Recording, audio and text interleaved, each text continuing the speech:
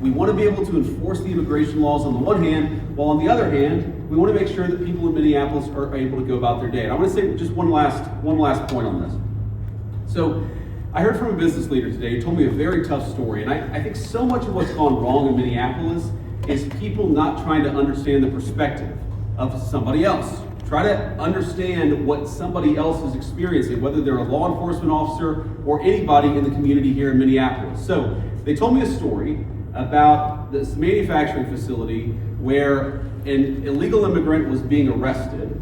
And as these employees are going into the manufacturing facility, all of a sudden an illegal immigrant shows up. They don't know it's an illegal immigrant, and then a bunch of ICE officers descend. Now these people just want to go to work. They want to go to work safely, and now all of a sudden there's a major law enforcement operation happening right outside their place of business. Now from one perspective, I certainly understand why a business leader or why an employee would say, whoa, what's going on? It's a little scary no matter your position in life if a bunch of cop cars show up and they're arresting somebody.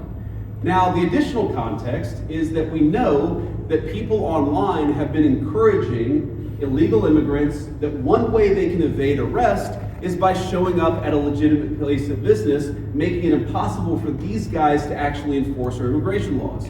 So while I can understand the perspective of somebody who doesn't want to see an arrest happen at their place of work, I can also understand the perspective of our immigration enforcement officers who have to do their job and can't allow a heckler's veto over our immigration enforcement.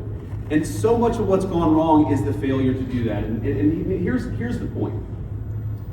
We can do a good job of enforcing our immigration laws without the chaos, but it actually requires the cooperation of state and local officials. If you look at blue cities and blue states, red cities and red states, you go to Austin, Texas, or Memphis, Tennessee.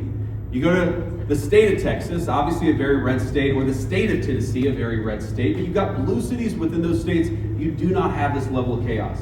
The reason why things have gotten so out of hand is because of failure of cooperation between the state and local authorities and what these guys are trying to do. We have a ton of resources, a ton of ICE agents in this city right now that I would rather us not have. I'd love to send those guys home. They're not even doing targeted immigration enforcement. They are trying to protect ICE officers who are doing immigration enforcement, because when a crowd surrounds them and these guys call 911, the local officials, the local cops have been told to stand down. So we have people here who aren't even doing immigration enforcement, they're doing force protection. So that if a rioter tries to ruin the life or assault an ICE officer, they're actually protected.